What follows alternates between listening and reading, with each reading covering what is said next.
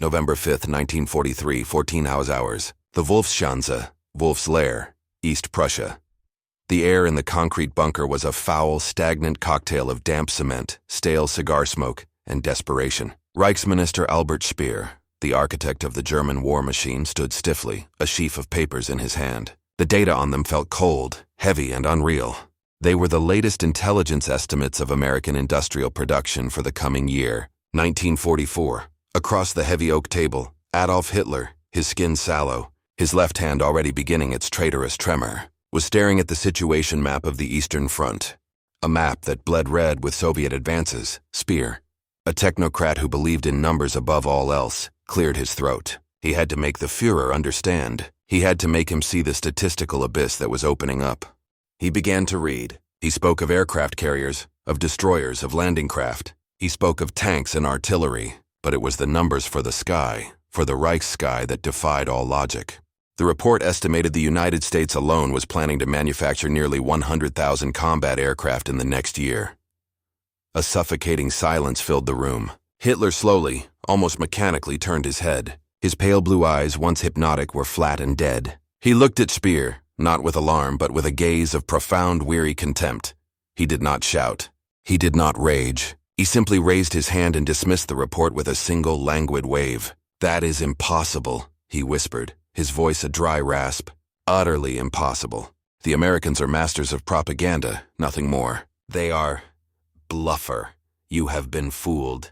Hitler turned back to his map, to a war he thought he could win, but Speer stood frozen, the papers trembling in his hand. He was an engineer. He knew what it took to build one Messerschmitt, and in that moment, staring at the back of his delusional leader, he realized the numbers weren't a lie. They were a death sentence. The war was already lost, not on the steppes of Russia, but on a spreadsheet from a factory in a place called Michigan.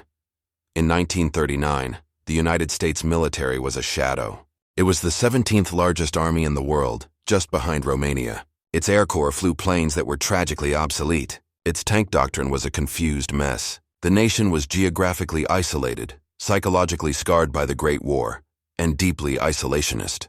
To the German High Command, America was a degenerate nation of shopkeepers, gangsters and mongrel races, incapable of the disciplined, high-minded national effort required to wage total war. This was the context for President Franklin D. Roosevelt's promise in a 1940 fireside chat. He was not speaking to Hitler but to his own people, and to a beleaguered Britain. "We must," he declared, "be the great arsenal of democracy." It was a promise that seemed at the time to be pure political bluster. In 1940, the U.S. produced just 6,000 aircraft. In 1941, Hitler, launching Operation Barbarossa, infamously scoffed that America was a nation that, in contrast to Germany, has no prerequisites for conducting a war.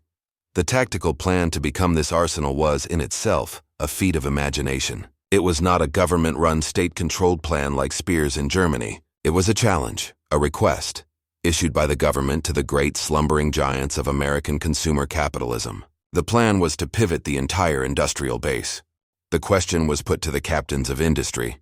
Can you stop making cars and start making tanks? Can you stop making refrigerators and start making machine guns?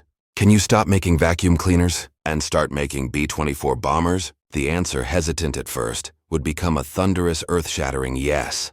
The strategy was not to match Axis production. The strategy was to bury it. Helen Kovacs, 22 years old, had never held a tool more complex than a rolling pin. Her hands, once soft, were now calloused, scarred, and permanently stained with grease. Her husband, Mike, was a rifleman in the 1st Infantry Division, somewhere in North Africa. His last letter spoke of the heat, the dust, and the deadly German 88s. Helen was a riveter. She was a Rosie, and her battlefield was Section 8A of the Willow Run bomber plant in Ypsilanti, Michigan. Her day began at 6 a.m. in a crowded dormitory.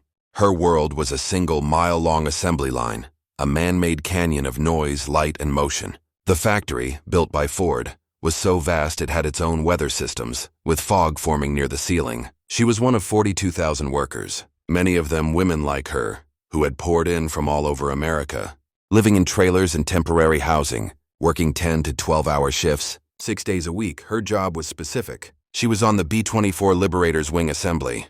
Her job was to buck 3,000 rivets per shift, The rat-a-tat-tat of the rivet gun was the soundtrack to her life, a mechanical heartbeat. She didn't know strategy. She didn't know logistics. She just knew that every rivet she bucked was a piece of a wing that would carry an American boy. She saw the numbers on the chalkboards. Yesterday 12, today's goal 14. This was the soldier of the home front. From the welders in Henry J. Kaiser's shipyards in California, who were building entire 10,000-ton Liberty ships from prefabricated sections in 4 days, to the women in lipstick factories who were now inspecting 50-caliber bullet casings. This was an army 18 million strong. They were not fighting for Führer or ideology. They were fighting for Mike, for their paycheck, and because they had been told a job needed doing. And this mundane, pragmatic, consumer-driven motive was the most terrifyingly powerful weapon of the war. Adolf Hitler's entire worldview, the bedrock of Nazi ideology, was built on a fatal miscalculation. He was a social Darwinist who believed that race, was the ultimate arbiter of history. The pure Aryan German, he believed, was a superior being, disciplined, inventive, and martial. The American, in his eyes, was a mongrel, a mischvolk, a chaotic, decadent blend of inferior races, weakened by jazz music, Jewish-controlled capitalism, and a lack of national ethnic cohesion. His contempt was total. In 1941, he told his generals, "I don't see much of a future for the Americans. It is a decayed country. My feelings against Americanism are feelings of hatred and deep repugnance." This ideological filter meant that when the first, staggering reports of American production goals landed on his desk, he could not believe them. Joseph Goebbels, his propaganda minister, dismissed them as childish and fantastic lies. Hermann Göring, head of the Luftwaffe, famously scoffed at the idea of the P-51 Mustang, blind to the revolution it represented. The German High Command looked at their own production. They saw a system of handwork, master craftsmanship. It took skilled artisans weeks to build a single complex Messerschmitt engine. It took a dedicated factory months to assemble a handful of their magnificent, over-engineered Tiger tanks. Their entire economy was built on quality, precision, and state-controlled genius. When they saw an American report claiming that a car company like Ford was going to build 1 bomber an hour, they didn't just doubt it. They laughed.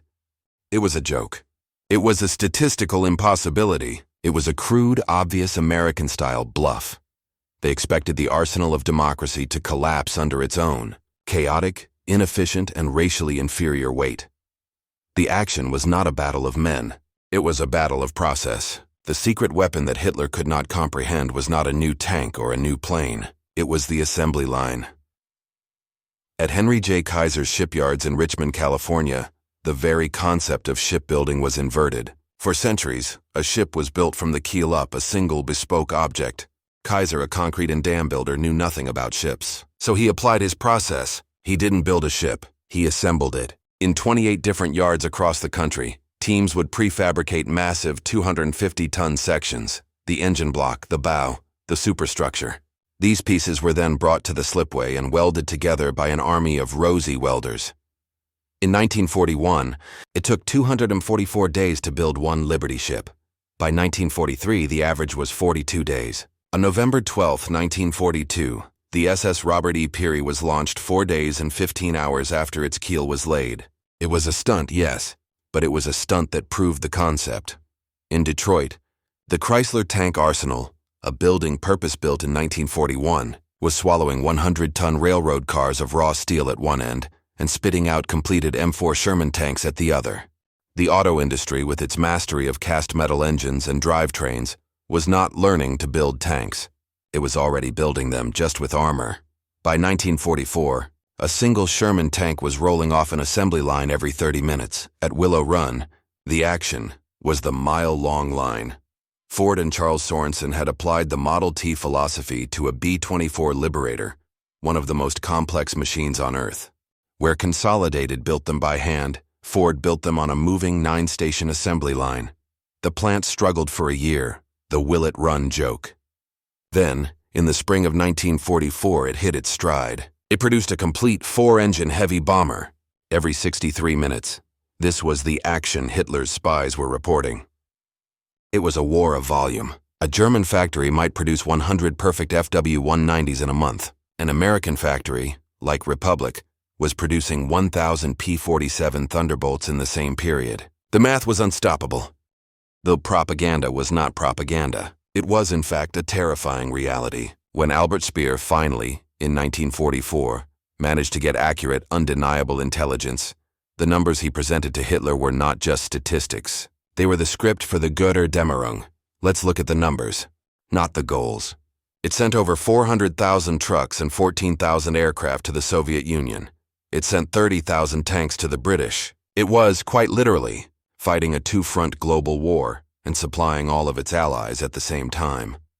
The unexpected outcome was that the decadent, chaotic capitalist system proved to be infinitely more resilient, adaptable and brutally efficient than Germany's rigid, state-controlled one. The master race was being drowned in a tide of steel, produced by an army of women, minorities, and factory workers who Hitler had dismissed as subhuman. The moment in the wolf's lair, when Speer presented the 1944 figures, was the breaking point. Hitler's reaction was not one of military reassessment. It was one of ideological denial. For Hitler to accept the American numbers, he would have to accept that his entire Weltanschauung worldview was a lie. He would have to accept that the mongrel nation was, in fact, industrially, organizationally, and spiritually superior to his master race. This was a psychological impossibility. So, he built a fortress of delusion. He did not just call the numbers fake. He forbade his generals and ministers from repeating them. He accused Speer and his own intelligence agencies of defeatism, of falling for the most obvious Allied propaganda. This delusion cascaded down, with fatal consequences. The German Panzer in Normandy knew the truth. He would be told he was fighting a plutocratic army that was weak and poorly equipped. Then he would look up and see a sky blackened by 2,000 Allied fighter bombers. He would fight a new Sherman tank, destroy it, and the next day 5 new Shermans would be in its place. The psychological disconnect between the propaganda from the bunker and the reality of the steel avalanche was what ultimately broke the Wehrmacht. Hitler, right until the end, clung to his belief. He put his faith in Wunderwaffen, wonder weapons like the Me-262 jet and the V-2 rocket. He believed these qualitative high-tech weapons, products of true German genius, could defeat the Allied quantity. He was wrong. The Allies were already mass-producing their own jets. The most terrifying propaganda of the war was the truth, and it was a truth Hitler's mind simply could not accept. The Second World War was not won by the Tiger tank. It was not won by the Me-262. It was won by the M4 Sherman, the P-51 Mustang, and the B-24 Liberator, not because they were always the best weapons, but because they were the good enough weapons that showed up in impossible numbers. The German soldier was, man for man, arguably one of the finest fighting men in the world, but he was sent to fight a furnace. The German Panzer ace Michael Wittmann, in his single Tiger, could destroy 20 Allied tanks, but the arsenal of democracy had already built 200 more that morning. His victory was tactically brilliant and strategically irrelevant. The ultimate legacy of this industrial miracle was that it was the super weapon of the war. It was the weapon that allowed the Allies to absorb catastrophic losses in 1943 and 1944 and still advance. It was the weapon that armed the Red Army to bleed the Wehrmacht dry in the East. And it was the weapon that, in the post-war world, did not shut down. It simply converted back. The factories that had built the bombers began building the Cadillacs and refrigerators that defined the American century. Hitler was right about one thing. The numbers were unbelievable. He just made the fatal mistake of believing they were also untrue.